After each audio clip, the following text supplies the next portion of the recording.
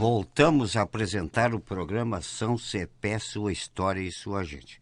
Seu Assis, o senhor, como é lá do IP, do terceiro, logicamente que conheceu bem o seu Aderbal Spilimberg.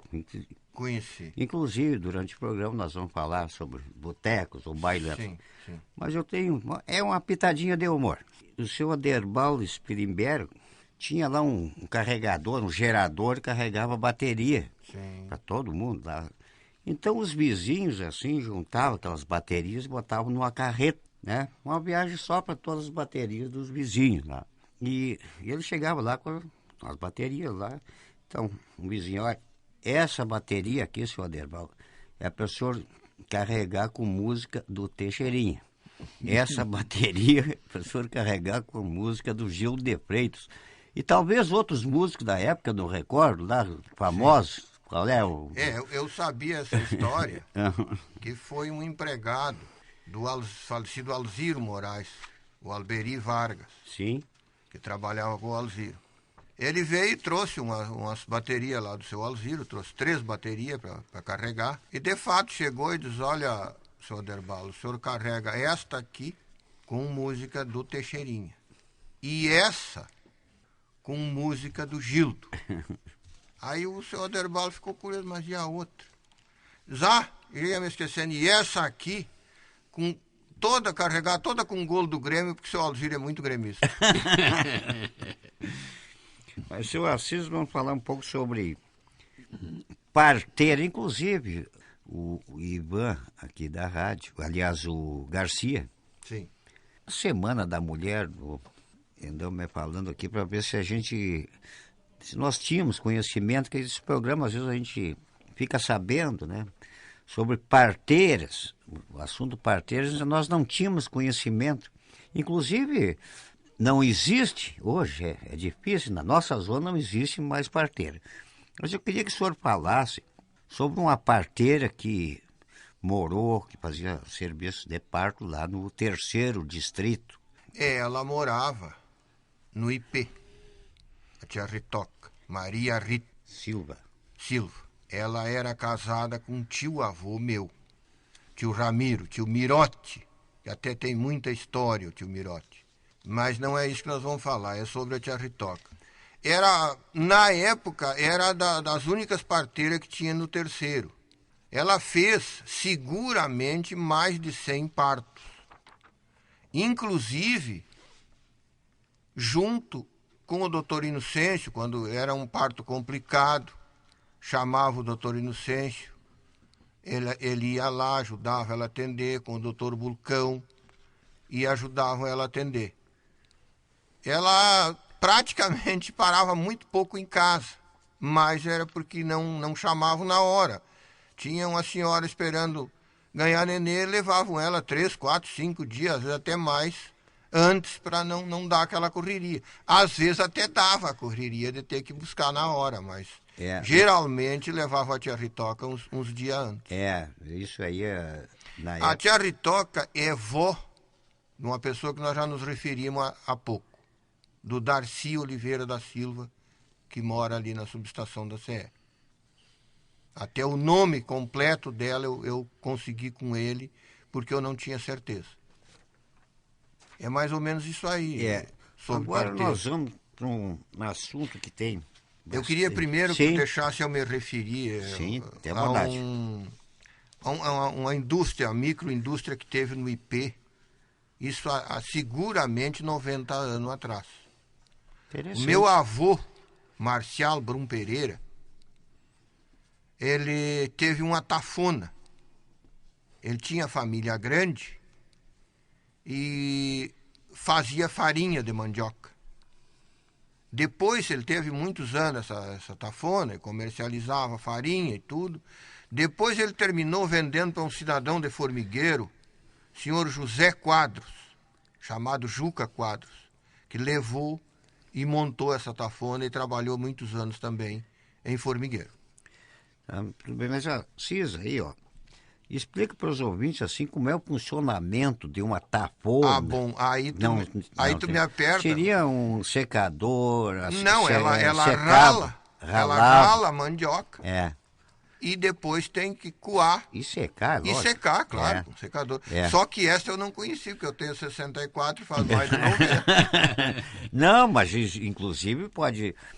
Ali em Formigueiro Isso. tem uma tafona, que era do tio Faustino, inclusive, de muito boa qualidade. De boa qualidade. Depois ele paga a publicidade, mas... Não, nós já fizemos. Foi o Telmo Costa, É, né? o Telmo Costa. Telmo Costa já falou Telmo muito. Costa já. Fizemos os comerciais lá do seu Faustino. Mas hoje é mais moderno, ele falou sobre isso, mas sim, era artesanal, né, digamos assim. Era artesanal. Bom, agora nós vamos num assunto que é muito comprido, digamos assim, sobre as bodegas lá no Terceiro. Sim. Então vamos começar aqui pelo ponto que é mais conhecido por o ponto do Aderbal.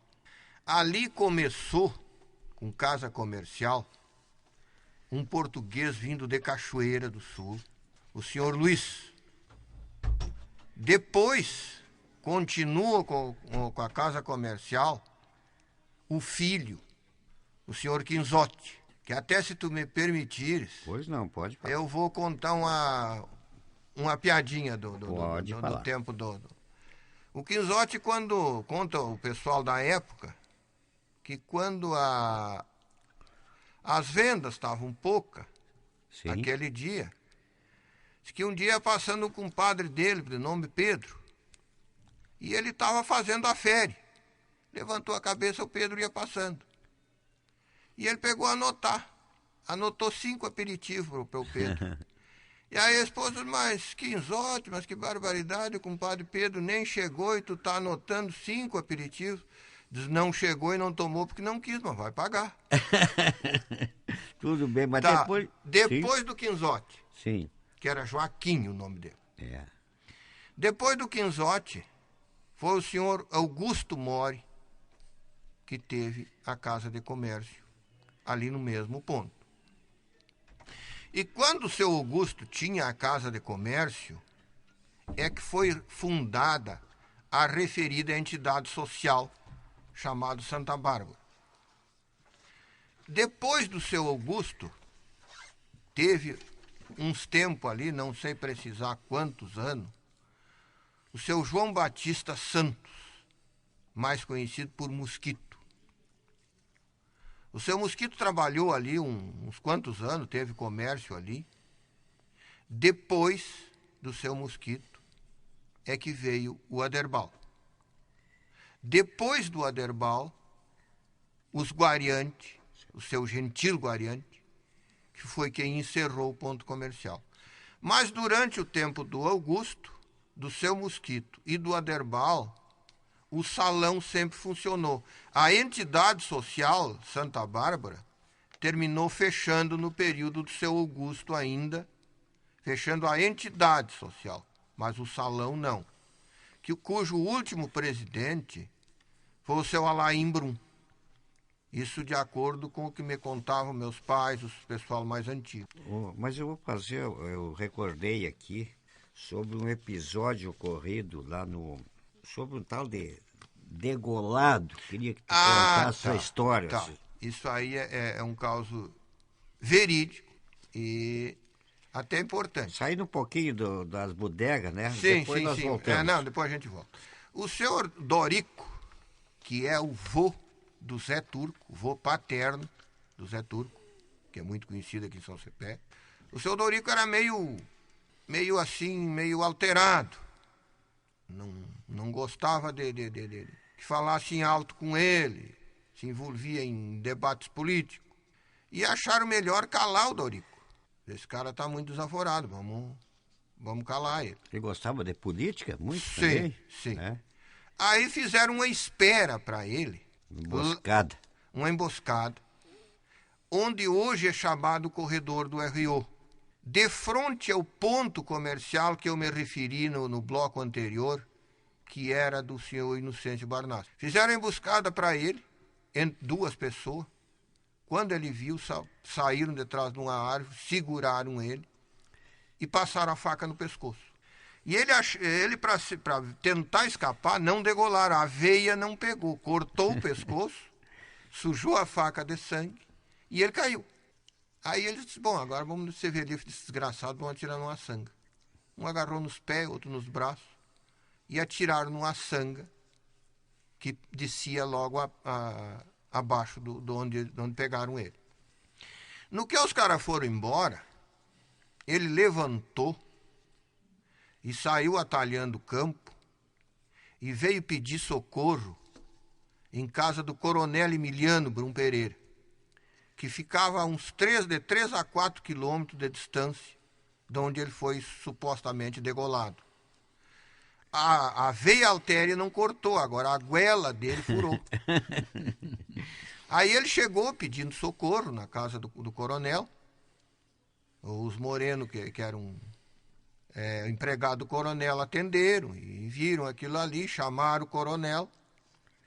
Aí o coronel mandou chamar os vizinhos para testemunhar que aquela pessoa já chegou lá naquele estado. Esfaqueado. Né? Esfaqueado.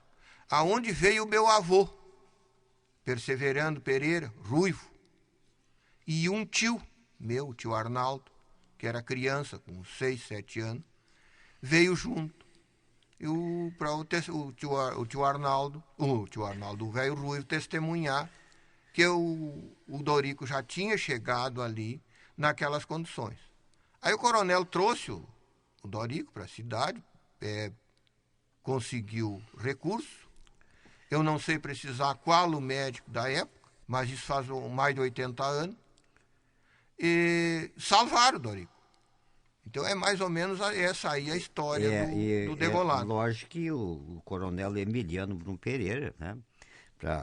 Podia imaginar que fosse... Sim, porque ele também era político. Era chefe. Também era político. Era chefe Podia político ser ali mesmo. no terceiro, não.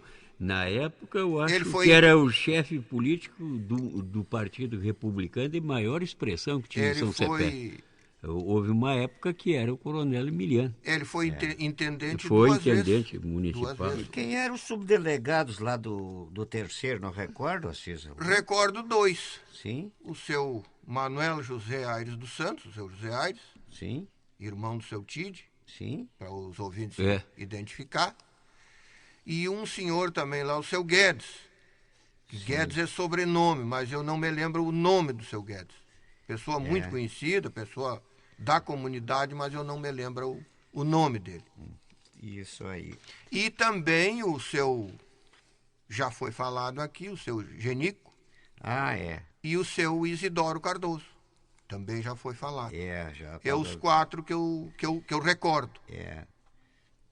Isidoro Cardoso. E qual foi a primeira capela que o senhor tem conhecimento lá no terceiro? Capela. A São Vicente.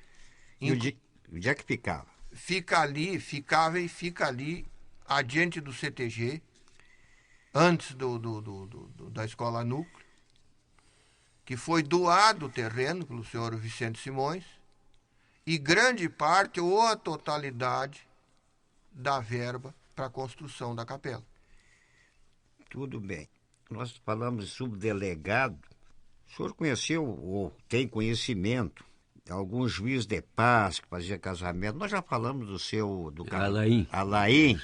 Tinha mais algum? Sim, o seu Alain era o escrivão. E o juiz de paz era o tio Adalberto, o tio Pussuca, como todo mundo conhecia. Tendo como suplente do tio Pussuca o senhor Alfredo Mori, que quando por qualquer impedimento legal o tio Pussuca não podia fazer o casamento, o seu Alfredo assumia e fazia o casamento. Depois o tio Pussuca se aposentando com a idade, o seu Alfredo não quis assumir, porque tinha casa de comércio, tinha outros envolvimentos, não era a vontade dele assumir. Que aí terminou assumindo o seu Zeca Pontes, o José Danilo Pontes. Que foi o irmão do Silvio? Exatamente. Sim. Foi o... Só que aí, quando o seu Alain já tinha se aposentado, parece que se aposentou um pouco antes do tio Pussuca. Aí assumiu a dona Teresa, que era a viúva do finado Santiago. Quer dizer, na época, o seu Santiago ainda existia. Sim. Inclusive foi quem fez o meu casamento, foi a dona Tereza e o Zeca. Sim. Outra, sobre o Passo dos Brum, Assis aí, como é? Olha, o nome anterior? O nome anterior era Passo dos Alemão. Mas porque na época da Guerra da Alemanha, tudo que se referia a alemão aqui no Brasil foi proibido. Aí foi trocado o nome de Passo dos Alemão para Passo dos Brum, porque os Brum eram um grande proprietário ali na região. Aonde é dos Kessler, hoje, era dos Brum. Então, aí foi denominado Passo dos Brum. É, isso aí que eu falei hoje no programa, né, sobre umas particularidades, assim, sobre as denominações. Tem o distrito, né, tem, no caso, o terceiro distrito, e tem várias denominações dentro do terceiro, né? Exato. Como tem, assim, jazidas, o IP, sobre o IP, por que o nome IP? Pois o IP é por causa da árvore, que deu o nome a Cismaria. Sim, e esse IP ficava onde? Que propriedade? Ficava na propriedade dos Machado. Sim. Depois terminou o meu avô Marcial comprando e ficando com essa propriedade. Hoje tem um colégio já desativado, mas é onde funciona a nossa associação. Este IP ficava atrás do colégio.